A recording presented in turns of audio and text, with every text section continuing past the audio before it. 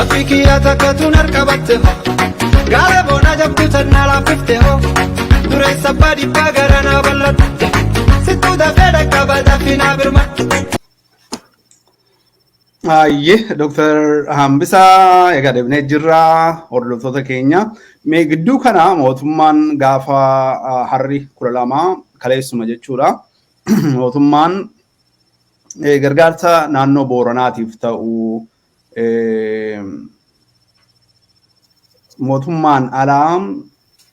mootummaan alaa qaamni kamiyyuu funaanuu hin danda'u la Booranaa ለሚደረገው ድጋፍ በቡድንም ሆነ በተናጣል ማሰብሰብ እንደማይፈቀድ የክልሉ መንግስት አሳሰበ ይችላል ፋና አረቲ ባሴቲራ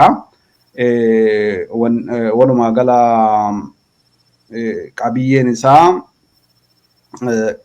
አዲስ አበባ ጀራ መጋቢት 2 ዮካን ከሌስ ማርች 11 2023 ጀራ በቦረና ዞን በተከሰተው ድርቅ ምክንያት ድጋፍ ለማድረግ በቡድንም ሆነ በተናጣል ማሰብሰብ እንደማይፈቀድ የኦሮሚያ ክልል መንግስት አሳሰበ ይላል የኦሮሚያ ብሔራዊ ክልላዊ መንግስት በጉዳዩ ላይ አስመልክቶ መግለጫ ሰጥቷል በመግለጫውም በክልሉ አንዳንድ ዞኖች በተለይም በቦረና ዞን በተከታታይ 5 የዝናብ ወቅት ዝናብ አለመጣሉን ተከትሎ ድርቅ መከሰቱ ተጠቅሟል የዳ በተከሰተው ድርቅ ምክንያትም መንግስት በቀረበው ጥሪ መሰረት ለችግሩ ለተጋለጡ ዜጎች በተለያዩ መንገዶች የገንዘብና አይነት ድጋፍ እየሰበሰበ እንደሚገኝ ይታወቃል የዳ ከዚህ በኋላ ከኦሮሚያ ክልል መንግስት ወይም ከኦሮሚያ ቡሳ ጎኖፋ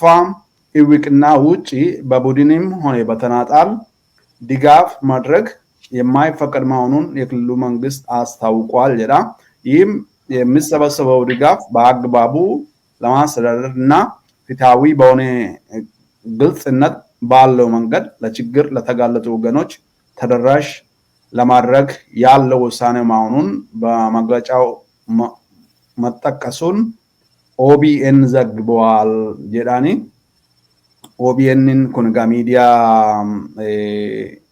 mootummaa naannoo Oromiyaatiin kan fandita'uudha kan isaaniiti jechuudha. Haala ammaa wanni ta'e kanaanii gargaarsa naannoo Booranaatiif godhamu mootummaan alaa qaamni kamuu dhuunfaanis ta'e ijaaramanii gargaarsa geessisuun irra hin jiru. Kanas immoo gargaarsi kun sirnaan ga'uu isaa to'achuudhaaf jecha kan jedhu kaase mootummaan naannoo Oromiyaa haa ta'uti kar tokkoon kan natti mul'ate kontiroolii horiin harka isaanii galuu isa jedhu kana baay'ee politisaayis godhanii ammas immoo achirraa wanta argamu kana amma ga'uus kana sirriitti wanni godhanii meeyyer godhanii safaranii kennuuf isa kaan immoo kanaaf immoo mootummaatti galii gochuudhaaf wanta yaadan fakkaata haa ta'uti Oromoonis ummanni kibbaas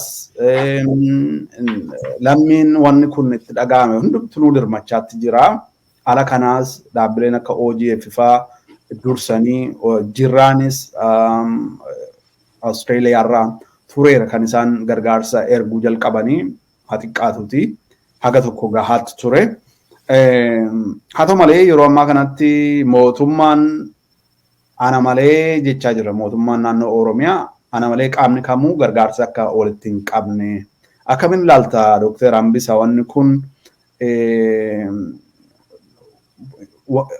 ilaalchi positive irraa ka'eeti immoo wanti mootummaan jedhu kun maal irraa ka'eeti bu'aa maalii qabaata miidhaan qabaatu maali?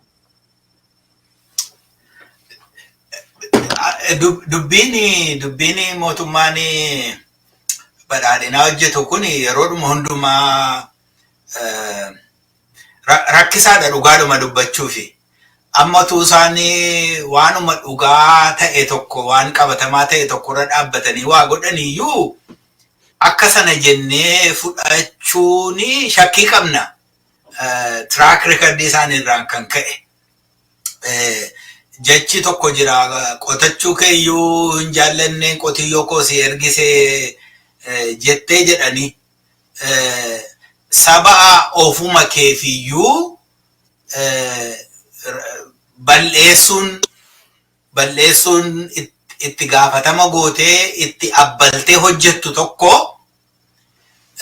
karaa inni badu tokko yoo jiraate hin gadditamu hin gammadda jettee na laalte dhumaatiin saba sanaa akkuma gaarumaatti fudhachuu iyyuu danda'u jetteen shakkita. Yoo akkas jedhee nam tokko yaadennaan akkas jedhee yaade waanuma baay'ee dhugaarraa fagaate mini wanta ta'aa jiru yeroo laallu. Kanaafiti maalirraa ka'anii kana godhanii inni jedhu kun baay'ee rakkisaadha. To be honest, ofuma koofennaan jaade baay'ee rakkisaadha. Akka nama mootummaa sana irratti qaama sana irratti shakkii qabu tokko irratti ija shakkii taane ilaala. Kun akka beekamu barbaachisaadha. Dubbiin rakkoo dhalatee beelli qabsoo warra godhaniif yeroo baay'ee hojjeteera. Warra amma warra Tigraayinaa fudhannee effort ka jedhamu fakkaata dhaabbi isaanii dhaaba sana jedhamu tokkoon yeroo 1984 yeroo beelli galee isaanii yeroo sanatti dirqi komishin isa jedhamu wajjiniin walii galteeyyuu amma walii mallatteessanitti ka'anii hundumtuu qaamni hundumtinuu warra beelee fi nyaata dhiyeessu isa jedhu irratti walii wajjin hojjechaa turani. Warri TPLF warri Shaabiyaas gargaarsa saba isaaniif jedhanii inni isaan funaanan sun kan isaan ittiin immoo warra loltoota isaanii ittiin jiraachisan kan isaan ittiin wanta isaan barbaachisu konkolaataa isaan barbaachisu waan adda addaa ittiin bitatan ta'e. Kanaaf TPLF yeroodhuma fakkeenyaaf dhufee biyya qabatee kaampaanii sooressa ture. Isa sana immoo dhufee biyyatti gagalee booda immoo geeddaree waan inni godhe. Kanaaf warri mootummaarra jiran namoonni dhuunfaas karaa isaanii itti gaafatama tokko malee karaa isaan ittiin badhaadhani karaa isaan ittiin saammatan tokko gargaarsas akkasii argamu kanaadha. Kanaaf gargaarsi hundumtuu karaa keenya ta'uu inni jedhu kuni saammii sanaaf karaa banaaf inni kuni waanuma dhokataa mini. Rakkoon biraan karaa gara biraan positively fudhannee yaadne qaami hundumtuu ka'ee amma biyya keessaati namni namoota dhuunfaa artista baluu jedhanii namooti dhuunfaa ka'anii horii walitti funaanu. Inni kun immoo karaa gar tokkoonaallee baay'ee rakkisaadha. Qaama legal personality qabu. Legal personality jechuun qaamni seeraan hundaa'e tokko fakkeenyaaf biyya keessatti Maccaaf Tuulamaan akka naa galutti yoon dogoggoruu baadhee Oromoo Relief Association waldaa wal gargaarsa Oromoo Oraan warra legally dhaabbatanii qaama qabani warra legal personality qabani warra kasasuu fi kasasamuu danda'ani warra itti gaafatamni irra jirudha. Qaama itti gaafatama irra jiru duwwaatu gargaarsa funaanuu mala biyya keessatti jechuukooti waan ni godhe. Inni biyya alaa kanatti funaanamu qaama beekamaatti kennamuu qaba. Fakkeenyaaf vehiikilii gaarii kan nu ta'u qaama beekamaa biyyatti kan ta'u Maccaaf Tuulamni qaama beekamaa tokkodha. Qaama immoo saba Oromoo biratti amantaa horate. Qaama waan qajeelaa hojjetaa jedhamee yaadamu tokkodha. Oraan biyya keessa jira taanaan Oromoo Relief Association waldaa wal gargaarsa Oromoo qaama beekamaadha. Qaama saba Oromoo wajjin dhaabbatee rakkoo Oromoo keessaa qooddatu wanta ta'eef isaanii wajjiniin gochuun sirriidha isaanitti kennuun. Yoo kana achi garuu biyya alaa kanaas namni anis ka'ee mannaan ka'ee horiin funaana jedhee atis kaatee nan funaanannaa jette akkamittiin hojiirra oolchina akkamittiin akka inni bakka yaadame sana ga'uusaa mirkaneeffachuu dandeenya. Akkamittiin hambisaan horii funaanee hin hambifannee akka inni hin hambifanne gochuu dandeenya yoo hambisaatu horii funaana ta'e yookiin Daaneeltu funaanannaa ta'e. Kanaafi karaa gar tokko legitimate gaaffii ta'e questionii ta'e mootummaan naannoo sana busha jedhu yoo gaafate gaaffii sirriidha jennee fudhanna karaa sana. Garuu rakkina jirutu mootummaan suni amma ammaatti amantaan horatee jirurraan kan jiru rakkoon kun yeroo dhalate waggaa 2 ta'eera amma rakkoon Booranaa kun yeroo eega dhalate namoonni baay'een himutti eega ka'anii. Garuu mootummaan Oromiyaa rakkoo kanaaf gurra hin kennine. Waa'ee rakkoo kanaa dafee utuu amma dhumaatiin amma ta'e kun utuun dhumin, beellanni dhume kun utuun hin dhumin, qabeenyaan bade kun utuun hin badin, namoonni xab jedhanii utuu du'uu hin jalqabin gargaarsa godhamuun malu hin goone. Gargaarsa namarraa funaanamuun irra jiru, qaama adda addaarraa funaanamuun irra jiru hin goone. Kanaaf karaa gar tokko gaamma yeroo laallu haadhumanii jedhee dhiisee jechuudha karaa gar tokko yeroo laallu. Kanaafi akkamittiin har'a immoo yeroo gargaarsi argamu gargaarsa isa argame kana namni inni dhuunfaatti funaanu artisti badhaasaa nan jedhamu tokko funaannaa ta'e achi keessaa 50 hatee 50 iyyuu naa kenne karaa gar tokko bu'aadha. Utuu qaama sirriitti ta'etti kennutu sirriidha garuu yoo artistiin sun irraa hatee iyyuu waan hatee moo hatee ishee haftee moo kenne iyyuu bu'aa tokko isa iyyuu hambisuun immoo akka balaan sun godhu. Kanaafiti akka ilaalcha kootitti wal makaadha dubbiin kuni. Mootummaan Oromiyaa kuni utuu waan akkasii hin ta'ini waan akkasii haa ta'u utuu hin jedhin fuuldura ofiisaa fi akkaataa deemsa isaatii sirreeffachuu aantummaa saba sanaa qabaachuusaa mul'isu hojiidhaan haasaadhaan utuu hin ta'ini mul'isuu qaba. Isa booda kan inni ikkoo wanti ta'u karaa koo haa ta'u malee naan adda ala hin godhinannaa jedhee waan fakkaatu kan ta'u yeroo inni sana godhuudha. Amma inni isa sana godhinitti garuu amanuun sun baay'ee rakkisaadha kanaafi wal makaadha akkan itti ilaalu. Galatoom ati Maccaadhaaf Tuulamaa akkasumas Oraa Oromoo Self Relief Association waldaa gargaarsa Oromoo sanatti kennuu qabu jettee dhaabbileen dhiyeenya ijaaramanii gargaarsa uummataa irrattis hojjetan kan akka OGF kan akka Jirraa isaan kunilleen gargaarsa wanni godhaniiru. Waldaan kan biroonni jiru fakkeenyaaf Maccaa kan jedhu tokko gara Minnesotaa kana kan jiru wabii Maccaa kan jedhu jira. Si komando kan jedhu injira dhaabbileen ala kanatti ijaaraman jiru. Haa ta'uti mootummaan kan inni maqaa dhahee buusaa gonnoffaa kan jedhu har'umaan kaleessumaan dhaga'e waan kana. Waan inni ta'e illee hin beeku tarii warri biyya keessa jirtan maal akka ta'e nu ibsuu dandeessu yoo beektanii fi buusaa gonnoffaa fi mootummaa naannoo Oromiyaan alaa qaamni kamuu funaanuu hin qabu kan jedhu kaasee. Wanni kun adii hook kan wanna kanaaf gargaarsa Booranaaf funaanuudhaaf dhiyeenya kana yoo ijaarame ta'e tarii okay. Sanaan ala garuu buusaa gonnoffaa waan inni ta'e hin beeku waan mootummaan ofiisaatiif ijaarratee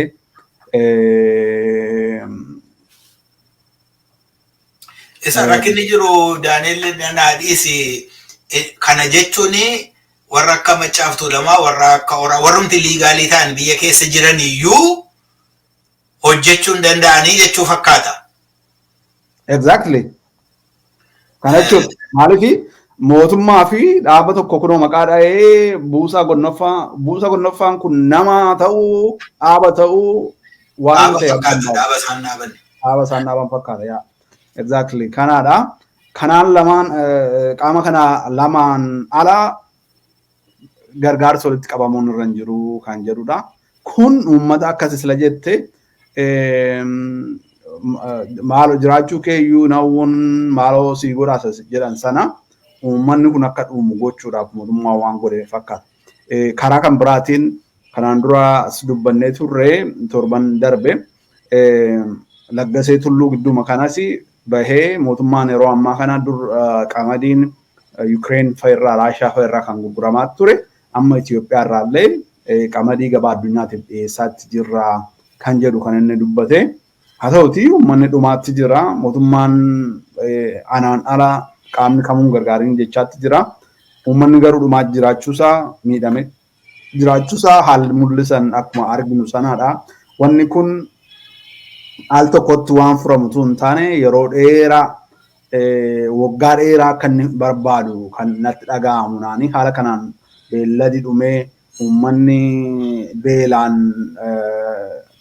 garmalee miidhamee gidduu kana oduu keessatti kan dabarsinee turre gaafa jimaata galgala Oromia International Health Association Public Health Association kan isaan gabaasa godhan haala hamaadhaan marasmasiin kwashirkooriin dhukkubni nyaatarraa maddan hedduun uummata akka inni fixee jirudha kan isaan ibsanii naannoo Booranaa kanatti waggaa 2-3 barbaada wanni kun keessaa ba'uudhaaf haa ta'u malee mootummaan quufneerraa nyaanni Itoophiyaa bira darbee addunyaadhaaf dhiyeessaatti jira kan jedhu kan isaan ammallee jechaatti jiranii walumaa gala kanaadha wanni irraa natti hin fakkaatu gaarummaa irraa natti hin fakkaatu akkuma tokkoffaa maallaqa sana wanni ta'uudha lammaffaa control gochuu eenyuun gaa politicize gochuu yoo nu bira deeggartan yoo nu wanni taatan amala akkasii qabu na yaadadha yeroo tokko barsiisaa Baqqalaa Garbaa popularitiin isaa yeroo jalqabaa kan inni ta'e tokko mootummaan gargaarsa alaa dhufu kana fuudhee politicize godhe warra isa jala hiriiranii safareeti kunoo isiniif jedha warra isan deeggarre immoo hin dhowwata ture gargaarsa alaa dhufu kana eegguun dubbatu tokko na yaadadha saanuma ammallee kan mootummaan gochaatti jiru meeshaa poolitikaa godhetti gargaaramuudhaaf gargaarsa kana haala kanaan waan deemaa jiru fakkaata. Egaa kun waan dhuma jechuun mootummaa kanaanis waan jalqabetu hin ta'in mootummaan gabroonfataan yeroo dhumu hundumaa waan inni godhudha.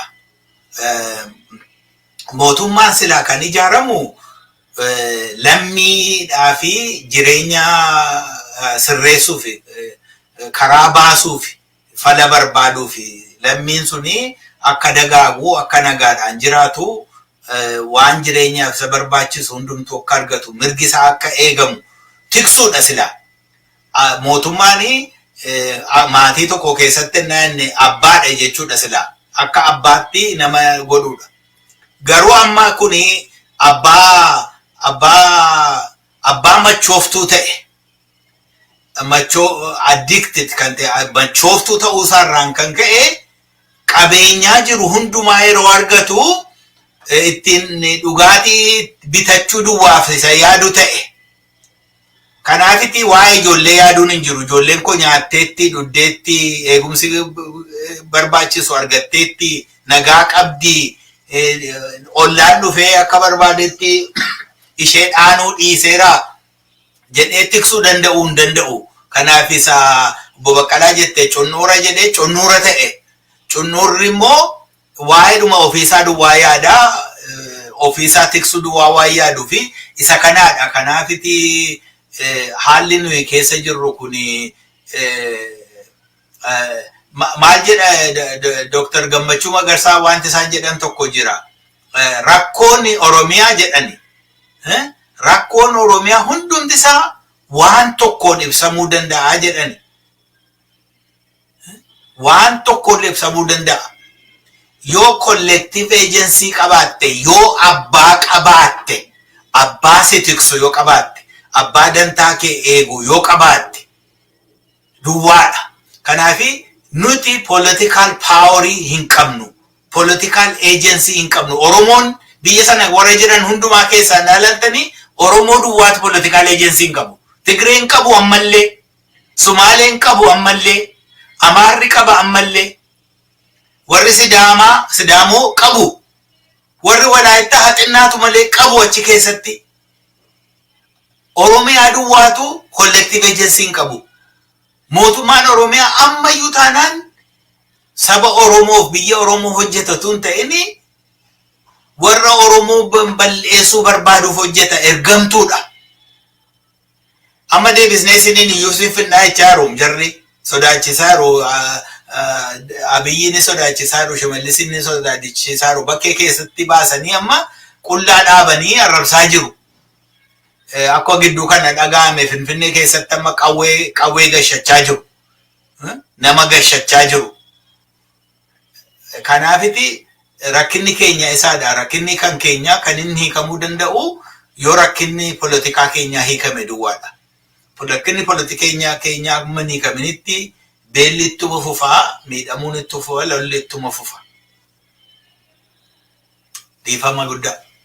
Galatoom, hedduu galatoomii hambisa dhugaa keeti collective agency hin qabnu kan koo kan jedhee saba kanaaf kan falmu saba kana kan kunuunsu tuqamuu saba kanaa tuqamuu isaa ta'ee kan itti mul'atu waraana bilisummaa Oromooti. ABO'n kan biyya jiru immoo humna hin qabu. Miseensi isaayyuu manadhaa jira. Waraana bilisummaa Oromoo kan qabsoorra jiru dirreerra jiru sanaadha. Sun immoo amma galma ga'ee aangoon gochuu harka isaanii guutummaa guutuutti galutti dararri hunumatti fufa. Mootummaan aangoorra jiru Oromoodhaaf waan saba koo jedhee waan ilaalu hin qabu. Saba kanaaf waan falmu qabu. Saba kanaaf waan dirmatu hin qabu. Keessumaan kan natti mul'ate gidduu kana na warra Sumaalee tokkotu mootummaan naannoo Oromiyaa nooraa wayii naannoo Jijjigaatti wanta dhiyaatu kiiloomeetirii xiqqaa keessatti uummata buqqisee aanaa wayii tokko uumeeti. Achirratti uummata keenya displays godhee gara 35 kan ta'u jedhanii gidduu kana ibsa wayii baasan. Warra Sumaalee Ogaden Coast waan akkasii kan jedhan kun kanatti dhagahame maaliif uummanni kun walitti habuu kaleessa uummata keenya buqqisan malee wanni yoo laalle jenne historically kushetik jarri kun walitti waan nu hidhu qabna. Isaan kana jinna gaabuu senagaan waliin waan ta'urra isaanii jin waan walitti nama buusuuf haa hojjetu. Karaa kan biraatiin immoo historical enemy Oromoo kan ta'an seenaa keessatti diina Oromoo kan ta'an warra karaa kaabaa dhufee daangaa Oromiyaa keessa galee jaarsa Oromoo, jaartii Oromoo, dubartii ulfaa Oromoo daa'ima wajjiniin mana keessatti gubee qabeenya isaanii immoo saamee deemu irratti mootummaan naannoo Oromiyaas mootummaan federaalaas waan tokko illee waan godhan hin qaban. Aantummaan kan inni mul'atu diina Oromootti cobaa dhufe kana yoo akka inni ittiin cobne dhaabsisan ofiis seeraa ol utuu hin ta'in seera jalatti bulanii mirga hundumaa yoo eegan mootummaan kun mootummaa Oromooti jechuun nama dandeessisa gaaf sana jechuudha.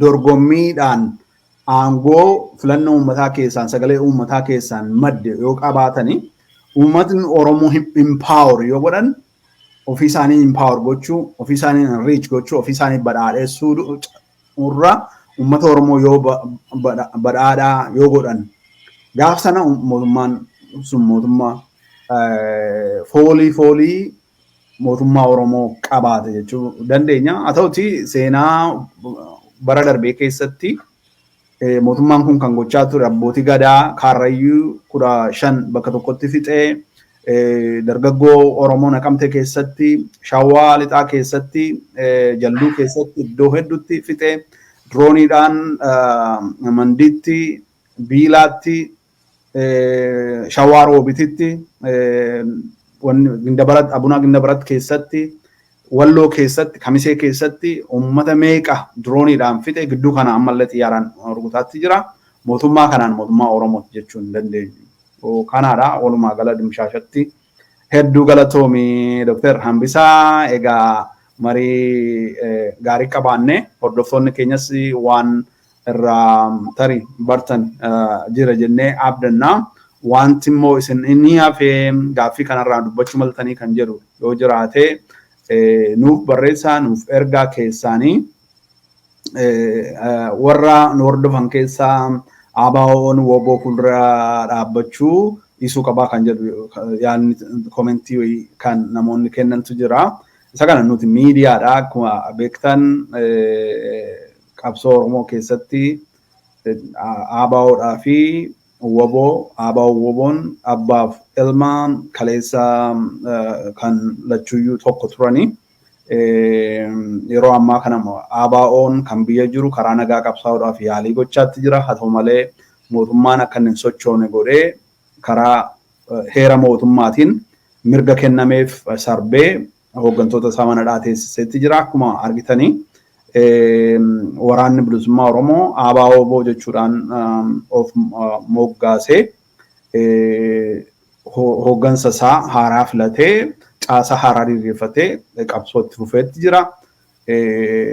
Nuti akka miidiyaatti argitanii qabsoo Oromoo hundumaaf sagalee taana jechuudha. Warra amma fakkeenyaaf mana hidhaa keessatti tortoraa jiraniin isaaniif sagalee ta'uu dhaabuu hin dandeenyu. Maaliif isaan kanaaf sagalee hin taanaan bor warri qabsootti jiran yoo carraan akkasii isaan mudate yoo hundumtuu qabsoorra dhaabbachuuf jira jechuudha. Namni gaafa harka diinaatti kufu isaaf hin qabsoofnu taanaan isaaf hin dubbannu taanaan inni har'a jiru abdii maalii qaba boriif jechuudha.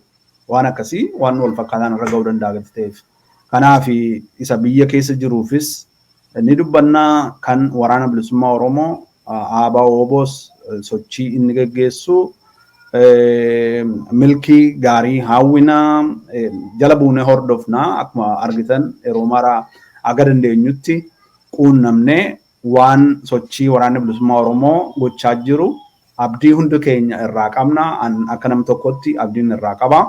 Gaaffiin Oromoo kan deebi'uu danda'u karaa ABO karaa waraana bilisummaa Oromoo jedheen amana. Inni kun maaliif humna hidhate kan of harkaa qabu ABO'dha. Gaaffii Oromoo deebisuudhaaf karaa diinni sirni nafxanyaa kun sirni Minilik kan faarsu kun kan harkatti qabatee jiru sana waan isa gituun kan socho'aa jiru ABO'dha. Akka inni milkaa'uuf hundi keenya waan dandeenyu gochuu danda'u nurra jira, bira dhaabbachuu nurra jira, jabeessuu nurra jira. Akka inni hin gufanne akka keessatti rakkoon hin dhalannee fi jabeessuu danda'utu nurra jira. Isa kana isaan sanarra waan jedhu tarii qabaachuu danda'a. Sana kan nuti yaalii goonu jechuudha. Argee utuu akka garaa kiyyaa fi ABO'n har'a injifatee mootummaa Oromiyaa dhaabee ijaaree saba keenyaaf abbaa ta'ee eejensii amma jennu kana ta'a. Utuu akka hawwii kiyyaaf jechuudha. Hojii barbaada wantichi immoo akkuma beektan hojii barbaada. Qabsoon hojii barbaada. Yeroo dheeraa gaafata wanta salphaatti ta'u miti jechuudha. Kanumaafiyyuu lolli keessoo waan gatii hin qabne irratti wal lola namni.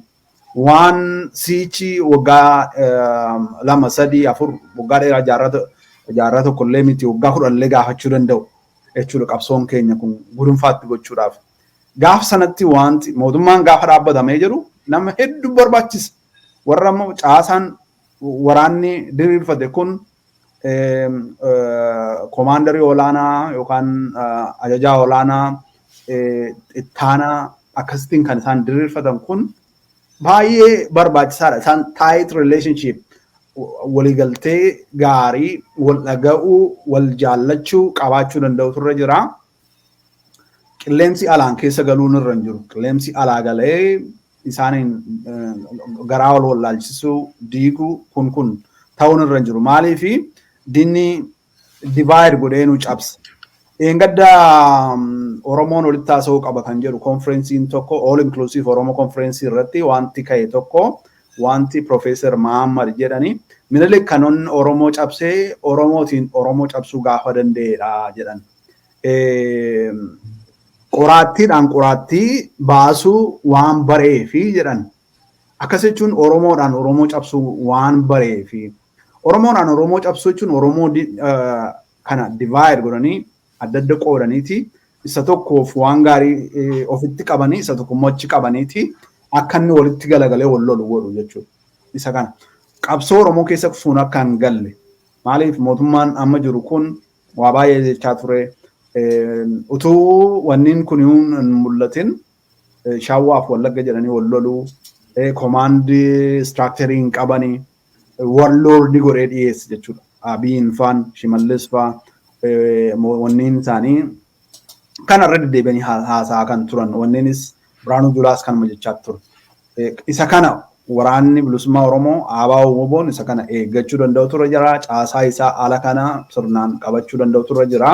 Akka hundinuu toora tokko keessa lola'u gochuun dirqama. Yoo sanatti hin taane hafuurri alaa keessa galee mootummaan harka keessa galfachee diiguu akka galman geenye walitti galagalchee waliin akka wal rukutan gochuu danda'a. Isa kanarratti of eeggannoon barbaachisaadhaan jedha.